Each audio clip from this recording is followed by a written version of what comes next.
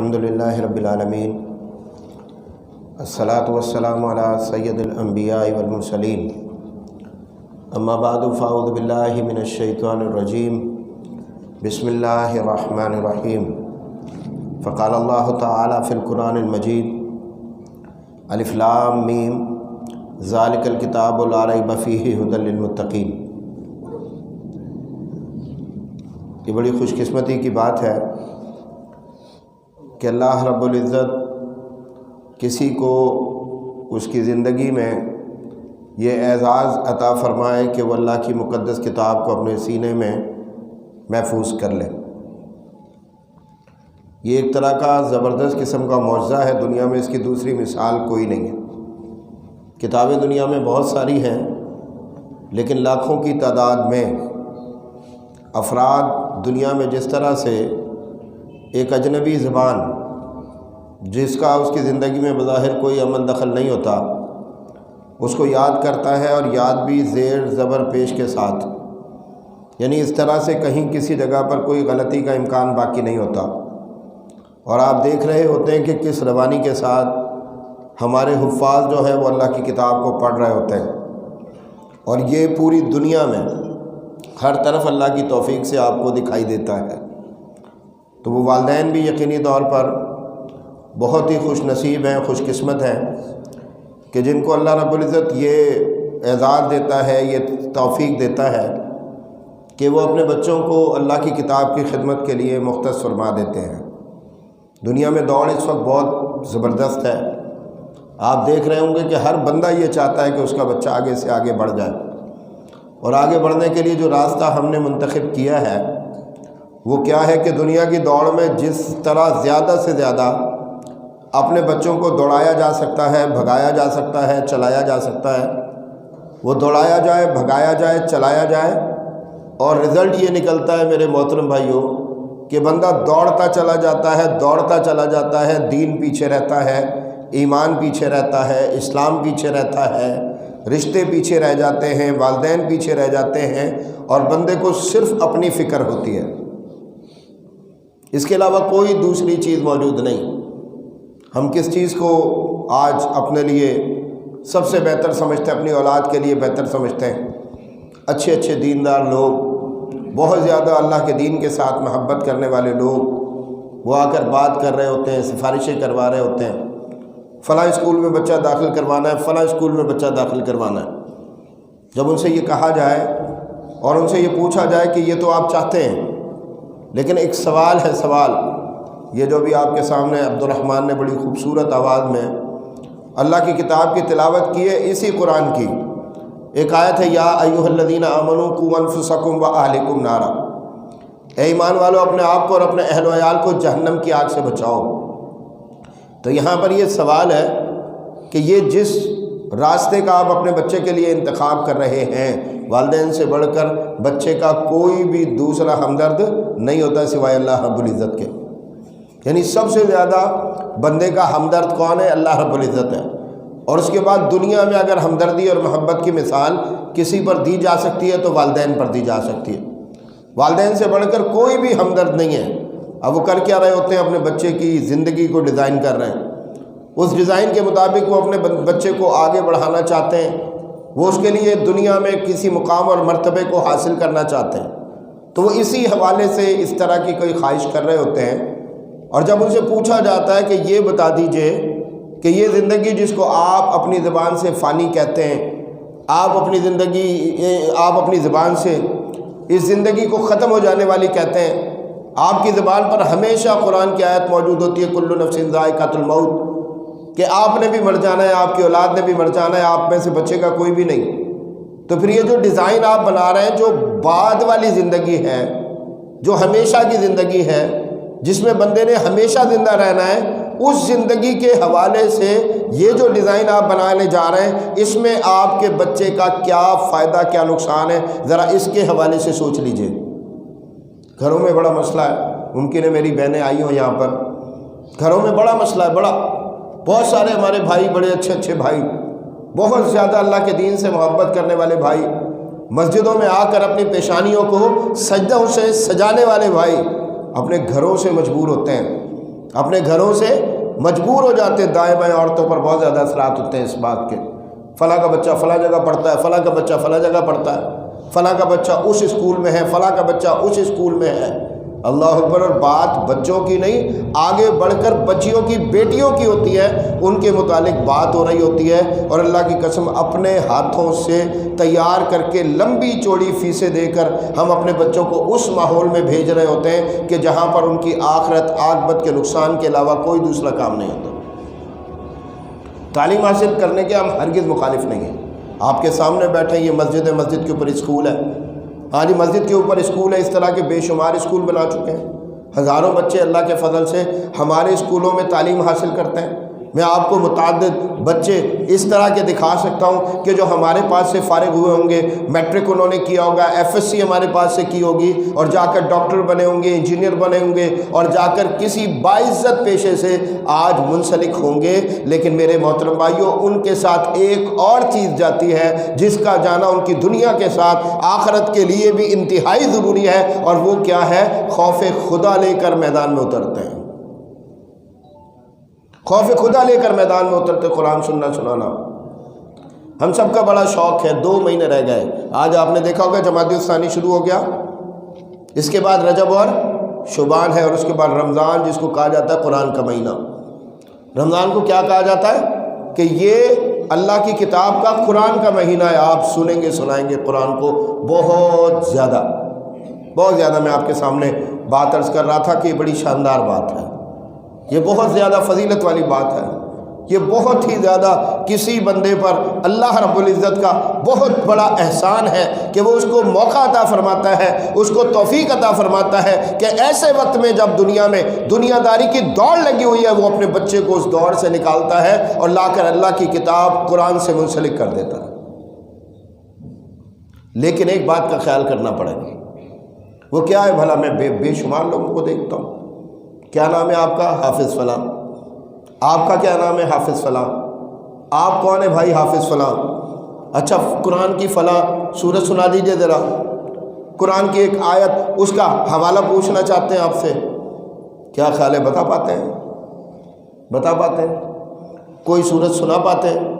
ہاں جی، ہم نے فیشن نہیں کرنا، ہم نے فیشن نہیں کرنا۔ یاد رکھیں کہ دنیا میں فیشن چل رہا ہے کہ میرے بچے کو حافظ ہونا چاہیے، یہ دنیا بھی پڑھے گا یا دنیا بھی حاصل کرے گا، دیگر بھی سارے معاملات کرے گا، ساتھ میں حافظ قرآن ہو جائے گا۔ تو یہ ایک زبردست قسم کا پروفائل ہے بندے کا کہ یہ دیکھیں اس نے دنیا داری بھی پوری کی ہے، اور ساتھ اللہ کی کتاب کو بھی اس نے یاد کیا ہوا ہے۔ اللہ اکبر۔ اس کے نام کے ساتھ ساری زندگی ایک جو ہے وہ اعزاز منسلک ہو چکا ہے کہ جب بھی اس کا نام لکھا جائے گا تو حافظ ساتھ میں لکھا جائے گا۔ یاد رکھ لیجئے، قرآن کو پڑھا جاتا ہے، یاد کیا جاتا ہے ساری زندگی کے لیے۔ کتنے دکھائی دیتے ہیں آپ کو ارد گرد آپ کے؟ کتنے دکھائی دیتے ہیں آپ کے ارد گرد آپ کو کہ جنہوں نے کبھی یاد کیا ہوگا، کبھی یاد کیا ہوگا، اور اس کے بعد ان کے والدین جنہوں نے بڑی محنت کی ہوتی ہے، صبح سویرے اٹھا کر ان کو ڈنڈے کے ساتھ کسی مدرسے میں، کسی ایسی جگہ پر جہاں پر قرآن یاد کیا جاتا ہے وہاں پر بھیجا ہوتا ہے، مشقت کی ہوتی ہے، ان کے ساتھ وقت لگایا ہوتا ہے۔ اللہ اکبر۔ اور اس کے بعد وہی والدین جب یہ فارغ التحصیل ہو چکا ہے، قرآن اس نے حفظ کر لیا ہے، تو وہاں سے نکال کر ایسی کسی جگہ پر لے جا کر بٹھاتے ہیں کہ جہاں پر یہ 2 سے 4 کر رہا ہوتا ہے، 4 سے 8 کر رہا ہوتا ہے، 8 سے 20، 100، 1000، لاکھ، کروڑ اس چکر میں لگا ہوتا ہے، اور قرآن کہیں بھول بھلائیوں میں گم ہو جاتا ہے۔ اس کی بے شمار مثالیں آپ کو معاشرے میں دکھائی اور سنائی دیں گی۔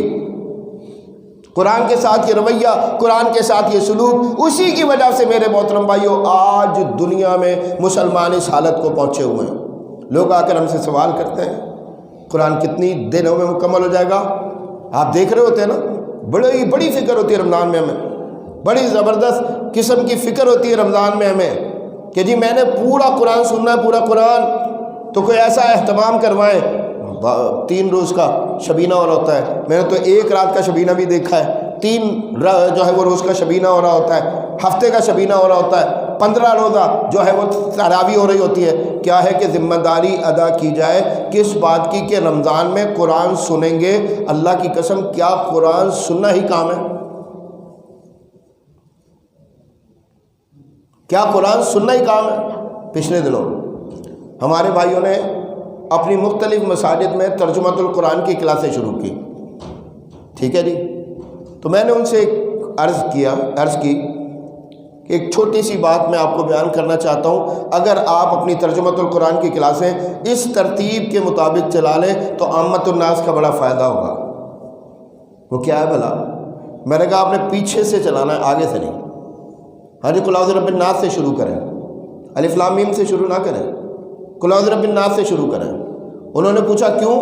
میں نے کہا المیہ ہے کہ ہمارے یہاں کسی کو 5 صورتیں یاد ہوتی ہیں، کسی کو 10 صورتیں یاد ہوتی ہیں، کسی کو 20 صورتیں یاد ہوتی ہیں، آخری پارے کی 5 10 20 صورتیں یاد ہوتی ہیں، اس سے آگے قرآن کہیں ہماری زندگی میں موجود ہی نہیں ہوتا۔ تو بھائی جو یاد ہے اس کا تو ترجمہ پڑھا دیں، سب سے پہلے جو یاد ہے اس کا ترجمہ پڑھا دیں، تاکہ جب نماز میں بندہ کھڑا ہو، امام صاحب پڑھ رہے ہوں، یہ خود کھڑا ہو کر پڑھ رہا ہو، تو اللہ کی قسم اسے پتہ ہونا چاہیے کہ یہ قرآن میں اللہ رب العزت سے کیا کہہ رہا ہے، یا قرآن میں اللہ رب العزت نے اس سے کیا کہہ دیا ہے۔ بہت قرآن سننے والے ملیں گے آپ کو، صحابہ رضوان اللہ علیہم اجمعین۔ آج ہم میں ایک صاحب ملے مجھے، انہوں نے کہا کہ کتنے بلا ایک سال میں اس ملک میں جو آپ کا ملک ہے 70,000 حفاظ ہوئے۔ کتنے؟ 70,000 حفاظ ہوئے۔ میرا نہیں خیال کہ میں درست جو ہے وہ فگر نہیں جانتا، ٹھیک ہے، لیکن میرا خیال میں انجینئر اتنے نہیں بنے ہوں گے، ڈاکٹر اتنے نہیں بنے ہوں گے، کسی بھی شعبے سے منسلک وہ لوگ جو ڈگری لیتے ہیں، اگر ان کی تعداد آپ گننا چاہیں گے تو پاکستان میں اتنی نہیں ہوگی۔ وہ کہہ لیں کہ 70,000 حفاظ جو ہے ایک سال میں اس پاکستان میں قرآن یاد کرنے والے ہیں۔ انقلاب نہیں آنا چاہیے پاکستان میں؟ آپ کا کیا خیال ہے؟ انقلاب نہیں آنا چاہیے؟ ہم تو منفی چل رہے ہیں نا، منفی ڈھلان پر ہے، مسلسل نیچے کی طرف جا رہے ہیں۔ اسلام ہمارے اس معاشرے میں اجنبی، اللہ کا دین ہمارے معاشرے میں اجنبی، یہ قرآن ہمارے معاشرے میں اجنبی۔ اس کی بنیادی وجہ کیا ہے؟ اس کی بنیادی وجہ کیا ہے کہ ہم صرف قرآن سننے پر زور لگاتے ہیں۔ قرآن سننے پر، میں نے قرآن کی آیت پڑھی تھی آپ کے سامنے، ابتدا میں اللہ فرماتا الف لام میم ذالک الکتاب لا ریب فیہ، یہ وہ قرآن ہے جس میں کسی قسم کا کوئی شک و شبہ نہیں ہے، ھدی للمتقین۔ اس میں کن لوگوں کے لیے ہدایت ہے؟ متقین کے لیے، اللہ سے ڈرنے والوں کے لیے۔ ہم تو پورا قرآن سمجھتے ہوئے سنتے ہیں، لیکن ہماری زندگی میں تبدیلی نہیں آتی۔ بہت معذرت کے ساتھ، بہت ہی زیادہ معذرت کے ساتھ آپ سے معافی مانگ کر ایک بات عرض کر رہا ہوں کہ ہم قرآن کو سننے والی کتاب سمجھتے ہیں، کبھی بھی اس قرآن کو ہم عمل کرنے والی کتاب نہیں سمجھتے۔ مسلمانوں کی زندگی میں آپ کو کہیں پر قرآن دکھائی دیتا ہے؟ ہاں جی، داڑھیوں والے نمازی، حاجی، زکاتی، اگر ان سے بھی آپ بات کریں گے تو ان کے پاس 4 5 6 الفاظ ہوتے ہیں جن کے ذریعے وہ قرآن کو ایسے کر کے صاف کر دیتے ہیں۔ وہ الفاظ کون سے؟ لیکن، چونکہ، چنانچہ، اگر اور مگر۔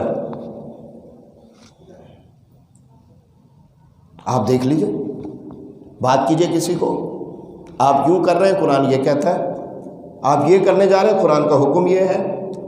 ہاں جی، قرآن تو آپ کو یہ سکھا رہا ہے، یہ پڑھا رہا ہے، یہ سمجھا رہا ہے، آپ کیا کر رہے ہیں؟ کیا جواب ہوتا ہے کہ آپ کی بات درست ہے، لیکن آپ ٹھیک کہہ رہے ہیں، مگر، ٹھیک ہے، چونکہ، چنانچہ، اگر۔ آپ کو اپنی ساری زندگی میں دائیں بائیں دیکھنا چاہیں گے تو یہی ہوگا۔ قرآن جگہ جگہ پر شکست کھا رہا ہوتا ہے، اور ہماری برادری، ہمارے عزیز و اقارب، ہمارے دوست احباب، ہماری بیوی، ہمارے بچے وہ فتح یاب ہو رہے ہوتے ہیں، ہمارا کاروبار وہ مسلسل جیت رہا ہوتا ہے اور قرآن ہار رہا ہوتا ہے۔ بتائیں آپ کو دنیا میں آپ کو کس کس جگہ پر یہ صورتحال دکھائی دیتی ہے؟ بڑی محبت ہے قرآن کے، ایک ایک لفظ سے محبت ہے، اور کیوں نہ ہو کہ یہ حافظ قرآن کل قیامت کے دن کھڑا ہوگا، قرآن پڑھ رہا ہوگا، ایک ایک حرف کے ساتھ اللہ رب العزت کی طرف سے اس کے لیے حکم آئے گا کہ پڑھتا چلا جا اور چڑھتا چلا جا۔ اس کا مطلب کیا ہے کہ یہ قرآن پڑھے گا اور جنت میں اس کے درجات جو ہے وہ بلند ہو رہے ہوں گے۔ اللہ کے نبی فرماتے ہیں اس کا مقام وہ ہوگا جہاں پر یہ قرآن ختم کرے گا۔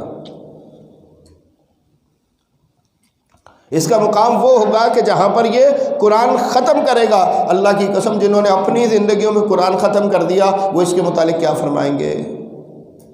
کیا فرمائیں گے؟ بہت لوگوں کو دیکھا ہے، بے شمار لوگوں کو دیکھا ہے، ہماری زندگی میں پورے قرآن کے ساتھ تبدیلی نہیں آتی۔ یہ صحابہ رضوان اللہ علیہ مجمعین کے واقعات سنتے ہیں آپ۔ عمر بن خطاب ایمان لائے تھے۔ عمر بن خطاب کتنی عظیم الشان عالی شان شخصیت ہے۔ گھر سے نکلے تھے تو کس کام کے لیے بلا؟ محمد علیہ السلام پر حملے کا ارادہ تھا، 100 اونٹ کا اعلان ہو چکا تھا، قتل کرنا چاہتے تھے نعوذ باللہ من ذالک اللہ کے رسول کو۔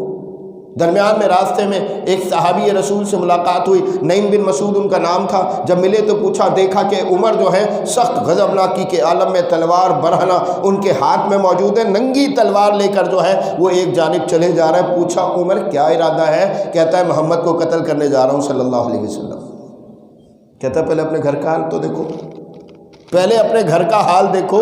جس نبی کو تم مٹانے جا رہے ہو، قتل کرنے جا رہے ہو، اس نبی کا دین تمہارے گھر میں داخل ہو چکا ہے۔ تمہاری بہن فاطمہ بنت خطاب اور تمہارا بہنوئی سعید بن زید دونوں مسلمان ہو چکے ہیں۔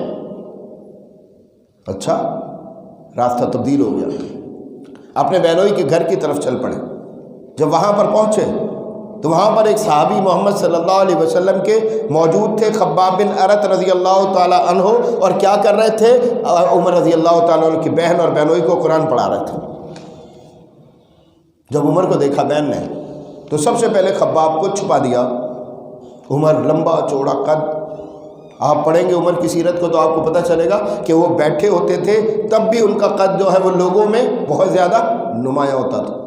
بڑی بارو پر جلال ان کی شخصیت، زبردست قسم کی جو ہے وہ وہاں پر موجود تھے۔ آئے، دیکھا تو خباب کو چھپا دیا گیا۔ انہوں نے آتے ہی اپنے بہنوئی کو مارنا شروع کر دیا، اپنے بہنوئی کو پیٹنا شروع کر دیا کہ تم نے یہ کیا کیا ہے؟ ابھی یہ کر رہے تھے، بہن درمیان میں آئی، اپنے شوہر کو بچانے کے لیے درمیان میں آئی، اس نے بہن کو تھپڑ مارا۔ اللہ اکبر! وہ عمر جس کے سامنے مکہ المکرمہ میں کوئی جری جوان کھڑا ہونے کے لیے تیار نہیں ہوتا تھا، بہن ڈٹ کے کھڑی ہوئی ہے اور کہتی ہے عمر قتل کر دو، محمد کا دین نہیں چھوڑیں گے صلی اللہ علیہ وسلم۔ عمر حیران رہ گیا کہ یہ کیا ہو گیا، یہ کیسی تبدیلی آ گئی ہے، یہ کیسی تبدیلی آ گئی ہے؟ میرا خاندان تو بہت چھوٹی چیز ہے، اس مکے میں کوئی میرے مقابلے پر کھڑے ہونے والا نہیں ہے۔ آج میری اپنی بہن میرے مد مقابل کھڑے ہو کر پوری جرت سے کہہ رہی ہے کہ تم جو چاہے کر لو، میں یہ دین چھوڑنے والی نہیں ہوں۔ ایک دم وہ جو غصہ تھا نا، ایسے جھاگ کی طرح بیٹھ کے اور پوچھتے کیا پڑھ رہے تھے، کیا پڑھ رہے تھے تم لوگ؟ میں نے آوازیں سنی تھی تمہاری، میں نے آوازیں سنی تھی تمہاری۔ بہن پوری جرت کے ساتھ کہتی تو ناپاک ہے تو نہیں سن سکتا۔ اللہ اکبر! خیر، آگے چلتے ہیں، آگے چلتے ہیں۔ اختصار کے ساتھ خباب کو بلا لیا، اور بلانے کے بعد عمر نے کتنا قرآن سنا تھا؟ کیا خیال ہے کتنا اس قرآن سنا ہوگا؟ کوئی پارہ دو پارہ تو سنا ہوگا؟ کیا خیال ہے آپ کا؟ پارے دو پارے تو سنے ہوں گے نا؟ نہیں، سورہ طٰہٰ کی چند آیات سنی تھیں، چند آیات، اور ان چند آیات نے قلب و ذہن کو بدل کر رکھ دیا۔ آج کے مسلمان پر قرآن اثر نہیں کرتا، مسلمان کو پتہ ہی نہیں ہوتا قرآن کیا کہہ رہا ہے، مسلمان کو معلوم ہی نہیں ہوتا قرآن کیا کہہ رہا ہے، اسے پتہ ہی نہیں ہوتا قرآن کا پیغام کہ آج دنیا میں اللہ کی قسم کافروں کے اسلام لانے کے راستے میں سب سے بڑی وہ رکاوٹ وہ مسلمان ہے جو اپنے قرآن کو نہیں پہچانتا۔ مجھ سے کسی نے پوچھا کہ تھرپارکر میں اتنا زیادہ کام آپ کا، وہاں پر اتنے ہندو ہیں، مسلمان کیوں نہیں ہو جاتے؟ میں نے کہا اللہ کی قسم اس کی سب سے بڑی وجہ یہ ہے کہ تھرپارکر کا مسلمان جو 50% وہاں پر رہتا ہے وہ خود صحیح مسلمان نہیں ہے۔ ہم لوگ سمجھتے ہیں کہ دعوت لمبی چوڑے کسی خطاب کا نام ہے، ہم سمجھتے ہوتے ہیں کہ دعوت کسی لمبی چوڑی جو ہے یہ جو تقریر ہوتی ہے، شعلہ بیان کوئی مقرر آئے گا، بہت چیخے گا، چلائے گا اور اس کے بعد ساری دنیا مسلمان ہو جائے گی، ایسا تو کبھی بھی نہیں دیکھا گیا، ایسا تو کبھی بھی نہیں دیکھا گیا۔ سورہ طٰہٰ کی چند آیات تھی، وہ طفیل بن عمر دوسی داخل ہو رہے تھے مکہ المکرمہ میں، اپنے علاقے کے سردار بھی تھے اور خود عربی زبان کے بڑے زبردست شاعر تھے۔ مکے میں داخل ہو رہے تھے، مشرکین مکہ نے کچھ لوگوں کو داخلی راستے پر مقرر کیا تھا، انہوں نے روکا انہیں اور کہا کہ مکے میں ایک فتنہ برپا ہوا ہے، ایک شخص آیا ہوا ہے جو لوگوں کو اپنے آباء و اجداد کے دین سے برگشتہ کرتا ہے، جو بھٹکاتا ہے لوگوں کو کی راہیں جو ہیں وہ بدل دیتا ہے۔ بیٹا ماں کا نہیں رہتا، ماں بیٹے کی نہیں رہتی، تو اسی لیے تم اس کی بات کو سننے سے بچنا۔ اللہ اکبر۔ اب صورتحال کیا؟ طفیل کہتے ہیں کہ میں نے اپنے کانوں میں روئی ٹھونس لی اور بیت اللہ چلا گیا بیت اللہ کا طواف کرنے کے لیے، تو وہاں پر میں نے ایک شخصیت کو دیکھا۔ کون تھا بھلا؟ محمد رسول اللہ صلی اللہ علیہ وسلم۔ میں نے دیکھا کہ وہ کچھ حرکات و سکنات کر رہے ہیں۔ کیا کر رہے تھے بھلا؟ کیا کر رہے تھے؟ نماز پڑھ رہے تھے۔ کہتے نماز پڑھتے دیکھا تو ان کی وہ جو حرکات تھیں وہ اتنی زیادہ دل پذیر تھی کہ میرا دل جو ہے نا خود بخود ان کی طرف کھنچتا چلا گیا اور آخر کار میں نے انہیں جا کر کہا کہ مجھے منع کیا گیا کہ میں آپ کی بات نہ سنوں، لیکن آپ مجھے کچھ سنائیے۔ اللہ اکبر۔ کیا سنایا تھا اللہ کے نبی علیہ الصلوۃ والسلام نے؟ قرآن کی آخری 2 صورتیں ابھی پڑھی آپ کے سامنے عبد الرحمن نے، قل اعوذ برب الفلق، قل اعوذ برب الناس۔ ہاں جی، صرف 2 صورتیں، اور 2 صورتوں نے طفیل بن عمر دوسی کی زندگی کو بدل دیا۔ نبی علیہ الصلوۃ والسلام مدینے میں تھے، اللہ کے رسول علیہ الصلوۃ والسلام کی خدمت میں لا کر ایک شخص کو پیش کیا گیا۔ آپ کی طرف سے کچھ محافظ مقرر ہوتے تھے جو مدینے کے گرد گشت کرتے تھے، جس کو ہم پیٹرولنگ کہتے ہیں۔ پیٹرولنگ کیا کرتے تھے۔ وہ پیٹرولنگ کرنے والوں نے ایک بندے کو پکڑا، گرفتار کیا اور لا کر اللہ کے رسول علیہ الصلوۃ والسلام کی خدمت میں پیش کر دیا۔ اللہ کے نبی پوچھتے ہیں، سوال کرتے ہیں، جانتے ہو اسے؟ کون ہے یہ؟ کہا نہیں ہم تو نہیں جانتے، پتہ نہیں کون ہے۔ کہا یہ بنو حنیفہ کا سردار ہے، ثمامہ بن اسال۔ ثمامہ بن اسال کس بندے کو پکڑ کے لے آئے ہو، تمہیں پتہ نہیں ہے؟ کہ اللہ کے رسول ہم نہیں جانتے۔ اللہ کے نبی نے بتا دیا کہ بنو حنیفہ کا سردار ہے، اس کا نام ثمامہ بن اسال ہے، سخت دشمن اللہ کے نبی کا اور سخت دشمن صحابہ رضوان اللہ علیہ مجمعین کا، اللہ کے دین کا شدید ترین مخالف۔ کیا کیا تھا محمد صلی اللہ علیہ وسلم نے؟ ہم تو اپنی مسجدوں میں آج مسلمانوں کو نہیں گھسنے دیتے، کافروں کی بات تو دور ہے بھائی۔ آج ہم نے مسجدوں کے ماحول ایسے بنائے ہیں، ایسے لوگ ہم نے مسجدوں پر مقرر کیے جو متکبر ہیں۔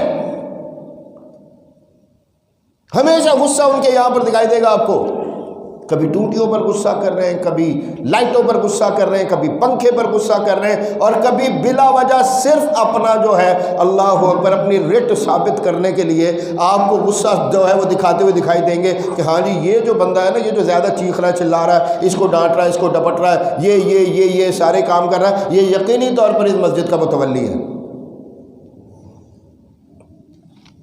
دنیا مسجدوں سے دور ہے، آج دنیا مسجدوں سے دور ہے، مسلمان مسجدوں سے دور ہے۔ 5% سے زیادہ بندہ مسجدوں میں نہیں آتا۔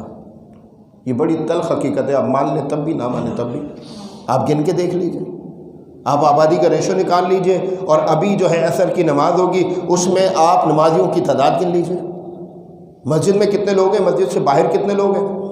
ہم تو مسلمانوں کو نہیں آنے دیتے، مسلمانوں کو۔ آج ہم نے مسجدوں کو صرف نمازوں کے لیے مختص کیا ہے۔ اللہ کے نبی کی مسجد ایسی نہیں تھی، اللہ کے نبی کی مسجد ایسی نہیں تھی۔ اذان سے 15 منٹ پہلے کھلے گی، نماز کے 15 منٹ بعد بند ہو جائے گی، اس کے بعد تم نے دنیا میں جو کچھ حاصل کرنا ہے وہ تمہیں مسجدوں کے علاوہ ملے گا۔ اللہ کی قسم، جب آپ کھینچ کر مسلمان کی زندگی سے مسجد کو نکال دیں گے تو سمجھ لیں کہ آپ نے اس کو تباہ و برباد کر دیا، تباہ و برباد کر دیا آپ نے اس کو۔ اللہ اکبر۔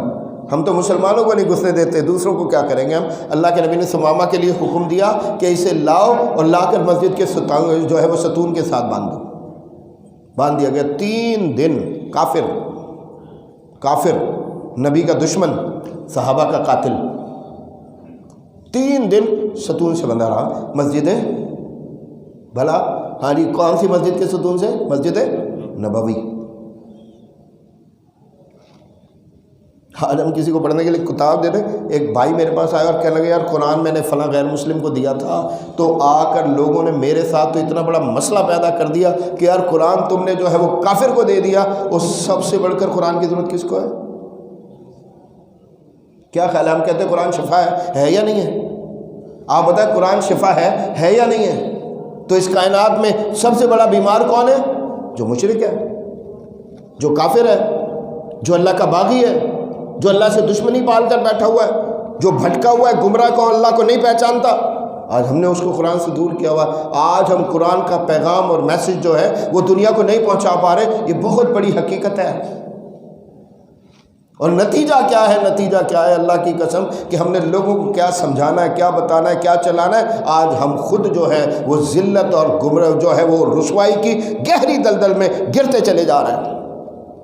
3 دن بعد محمد صلی اللہ علیہ وسلم، اور تینوں دنوں میں اللہ کے رسول کی ملاقات ہوتی تھی ثمامہ بن اسال سے۔ آج کا داعی اس قابل نہیں ہے کہ اپنے آپ کو لوگوں کے سامنے پیش کر سکے، نہیں ہے اس قابل۔ میں بہت معذرت کے ساتھ بات کر رہا ہوں، یہ 2-2 3-3 4-4 گھنٹے یہ جو خطاب کرنے والے ہیں، اپنی علمیت جو ہے اللہ اکبر اس کا روب جھاڑنے والے جتنے بھی لوگ ہیں، ان میں سے کون ہے کہ جس کو لے کر اللہ اکبر ایسے لوگوں کے سامنے پیش کر دیا جائے کہ دیکھو یہ اسلام کی عملی تصویر ہے کوئی؟ نہیں دکھائی دیتے ہیں۔ اور اس کا نتیجہ کیا ہے؟ نتیجہ کیا ہے کہ غلطی کس کی ہوتی ہے؟ مسلمان کی۔ کوتاہی کس کی ہے؟ مسلمان کی۔ زیادتی کون کر رہا ہے؟ مسلمان۔ اور لوگ کس سے دور ہو جاتے ہیں؟ اسلام سے۔ لوگ کس سے دور ہوتے ہیں؟ اسلام سے۔ تم اسلام کے قریب کرنے کا سبب ہو یا اسلام سے دور کرنے کا سبب ہو؟ 3 دن بعد محمد صلی اللہ علیہ وسلم نے روزانہ ملاقات ہوتی تھی۔ اللہ کے نبی پوچھتے تھے ثمامہ کیا حال ہے؟ وہ کہتا تھا کہ جی بس آپ دیکھیں میں نے تو آپ کے ساتھ جو ہے وہ جنگ لڑی ہے، میں نے آپ کے لوگوں کو قتل کیا ہے، آپ اگر مجھے قتل کر دیں گے تو آپ اس میں حق بجانے میں، اگر چھوڑ دیں گے تو پھر میں احسان ماننے والا ہوں۔ اللہ کے نبی نے تیسرے دن حکم دیا اسے چھوڑ دو۔ چھوڑنے کے بعد تھوڑی دیر بعد واپس آ گیا، غسل کیا ہوا تھا، بال گیلے تھے، آ کر اللہ کے نبی کی خدمت میں بیٹھا اور بیٹھ کر کہنے لگا کہ محمد صلی اللہ علیہ وسلم، آج سے پہلے دنیا میں سب سے زیادہ نفرت اگر کسی سے تھی، سب سے زیادہ غصہ کسی کے اوپر تھا تو وہ آپ کی ذات تھی۔ اور کہتا ہے آج میں اس بات کا اعلان کرتا ہوں کہ آج کے بعد دنیا میں اگر سب سے زیادہ مجھے کسی سے محبت ہے تو آپ محمد صلی اللہ علیہ وسلم ہیں۔ پھر کہتا ہے اشہد ان لا الہ الا اللہ وحدہ لا شریک لہ وان محمدا عبدہ ورسولہ۔ اللہ کی قسم صرف قرآن سننے سنانے والی بات ہے تو جائیں کتب سیرت پڑھ کے دیکھیں، اللہ کے نبی علیہ الصلوۃ والسلام بیت اللہ میں قرآن پڑھا کرتے تھے۔ اخنس بن شریک آتا تھا یا نہیں؟ ابو جہل آتا تھا یا نہیں؟ وہ تیسرا ایک اور سردار آتا تھا یا نہیں؟ روزانہ رات کو چھپ چھپ کر محمد صلی اللہ علیہ وسلم کا قرآن سننے کے لیے بیت اللہ میں آیا کرتے تھے یا نہیں؟ مسلمانوں سننے سے تھوڑا سا آگے بڑھنا پڑے گا۔ قرآن سننے والی کتاب ہے، قرآن سمجھنے والی کتاب ہے، اور قرآن سمجھ کر عمل کرنے والی کتاب ہے۔ قرآن سمجھ کر عمل کرنے والی کتاب ہے۔ یاد رکھ لیجئے، آج ہم نے قرآن کو مقید کیا، مقید۔ آج مسجدوں میں قید ہے قرآن، آج قرآن مسجدوں میں قید ہے، آج قرآن ہمارے گھروں میں قید ہے۔ اس قید کے بندروں کو آپ کو توڑنا پڑے گا۔ یہ قرآن جو ہم سیکھ رہے ہیں، ہاں جی، اس کی جتنی بھی وہ حکمتیں ان کو ہمیں سیکھنا پڑے گا اللہ کی توفیق سے۔ اور اس کے بعد جب اس قرآن کو لے کر اور ہر شعبے میں جائیں گے، ہر شعبے میں ہر جگہ پر پہنچیں گے اللہ کے فضل سے، ہر جگہ پر پہنچیں گے، ہر جگہ پہنچ کر اس قرآن کے پیغام کو عام کریں گے۔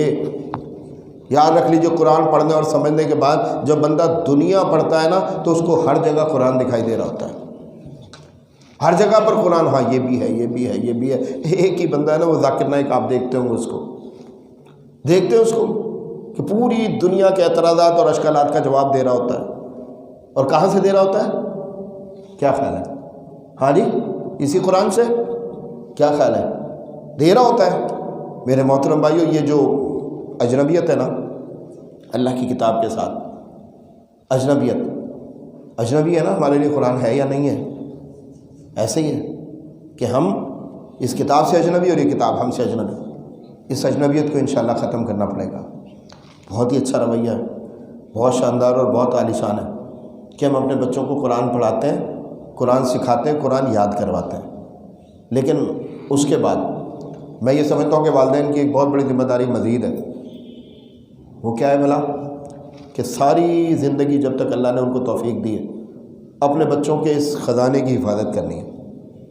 یہ جو اللہ تعالیٰ نے ان کو خزانہ دیا ہے نا، ان کو خزانہ دیا ہے، وہ حدیث میں آتا ہے کہ قیامت کے دن اللہ رب العزت نا 2 لباس والدین کو پہنائے گا۔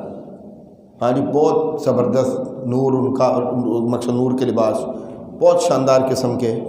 جب وہ والدین پوچھیں گے کہ اللہ رب العزت یہ کس وجہ سے، یعنی یہ اعزاز جو ہمیں دیا جا رہا ہے کہ نور کے لباس ہمیں پہنائے جا رہے ہیں، اتنا معزز ہمیں بنایا جا رہا ہے، یہ کس وجہ سے؟ تو اللہ رب العزت یہی کہے گا کہ تم نے اپنی والد جو ہے وہ اولاد کو اللہ کی کتاب سکھائی تھی، اس کا علم دیا تھا، اس کے اوپر محنت کی تھی، یعنی یہ اعزاز کل قیامت کے دن حاصل ہوگا۔ ٹھیک ہے، تو انشاءاللہ حفاظت کرنی ہے۔ بھائی صاحب سے تو مجھے اللہ کی توفیق سے پوری امید ہے، بالکل اجنبی سے کام انہوں نے کیے ہوئے جو معاشرے میں بظاہر دکھائی نہیں دیتے۔ اللہ تعالیٰ نے ان کو بہت کچھ دیا ہوا ہے، لیکن ثمامہ ہمارے پاس اللہ کی توفیق سے مدرسے میں پڑھتا ہے۔ ٹھیک ہے، میرا تو ایک خواب ہے، ابھی میں جب عبد الرحمن یہاں پر یہ تلاوت کر رہا تھا نا، تو میرے ذہن میں ایک بات چل رہی تھی کہ یار ہم پنجاب سے لوگوں کو بلاتے ہیں، ہم دور دراز سے لوگوں کو بلاتے ہیں کہ آؤ آ کر ہمارے پاس جو ہے تراویح پڑھاؤ۔ تو میں ایک بات سوچ رہا تھا کہ یار ایک امام تو ہمیں میسر آ گیا اللہ کے فضل سے، ہے جی، سعد بن معاذ۔ میں یہ سوچ رہا تھا کہ یار اس سال تو کسی کو نہیں بلانا چاہیے۔ جب ہمارے اپنے بچے تھے، یاد رکھیں ان مسلوں اور ممبروں کا سب سے بڑا مسئلہ کیا ہے، یہاں پر ہم ان لوگوں کو لا کر مقرر کرتے ہیں، ہمارے بھائی ہیں، ہمارے بچے ہیں، لیکن ہمارے مدارس میں جو پڑھایا سکھایا جا رہا ہوتا ہے وہ وہی لے کر آئے ہوتے ہیں۔ ایک عجیب سا احساس کمتری ان کی ذات میں موجود ہوتا ہے، آپ مان لیں یا نہ مانیں، یہ حقیقت ہے۔ میں تو بہت سارے لوگوں کو چلاتا ہوں، اس لیے آپ کو یہ بات بیان کر رہا ہوں۔ کیا خیال ہے وہ متولی صاحب کی خواہش کے بغیر اور ان کی اجازت کے بغیر کوئی ایک بات ایسی ہے جو حق بیان کر سکیں؟